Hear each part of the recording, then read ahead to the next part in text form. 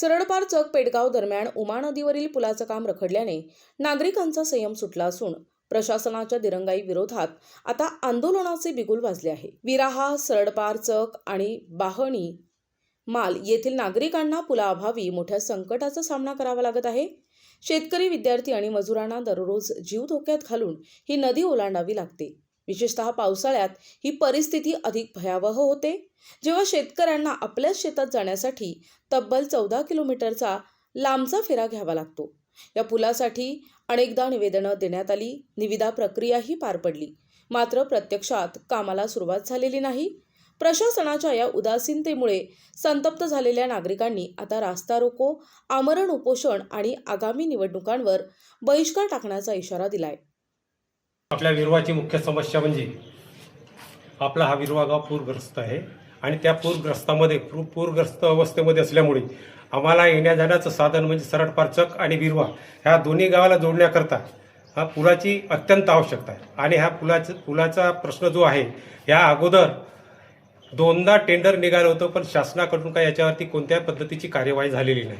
आणि ही कार्यवाही न झाल्यामुळे एक दोनदा जर ह्या नदीच्या प्रवाहामध्ये 2-3 माणसं पुरामध्ये वाहून गेलीत, तर आमची मुख्य अडचण ही आहे की त्या ठिकाणी जर पूर झालं तर आपल्याला जो प्रवासाचा जो अंतर आहे, राजोली ते आपलं सरळपार चक ते राजोली ते पेडगाव ते बामणी ते इटोली आणि इटोलीवरून विरवा असा हा जो 18 किलोमीटरचा प्रवास आहे, हा शेती कामाकरता फारच उपयुक्त होणार आहे। आणि हा लांब अंतर असल्यामुळे खूप वेळ लागतो शेती कामाकरता आणि त्याच्यामध्ये जो आपला उत्पादनावरती जो आपला परिणाम होणार आहे, जो आम्हाला उत्पन्न व्हायला पाहिजे, ह्या उशिरा शेती करण्यामुळे उत्पन्नावरती खूपच परिणाम होतो।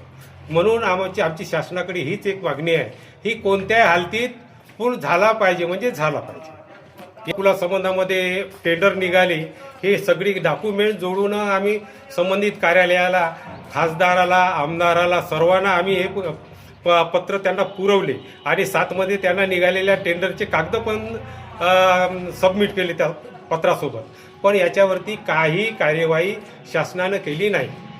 बंधारा असल्यामुळे त्या बंधाऱ्याला प्लेट टाकली आणि तो पाणी आमच्या विरवाचा संपूर्ण रस्ताच रोखून दिला त्याने। आज अशी परिस्थिती आहे की आम्ही इकडे तिकडे जाण्याकरता जे अगोदर खुला असताना 2-3 किलोमीटरमध्ये जायचं, आज 18 किलोमीटर टर्न घेऊन आम्हाला मार्गक्रमण करावा लागतो। जर समजा या मागणीला जर प्रतिसाद जर मिळाला नाहीत, तर आम्हाला एकच उपाय आहे, आम्ही आंदोलन करू। येणारा आपला जे निवडणूक आहे, बहिष्कार टाकू, या चक्का जाम करू, ही आमची मागणी आहे। प्रतिनिधी अमान कुरेशी, NTV न्यूज मराठी, चंद्रपूर।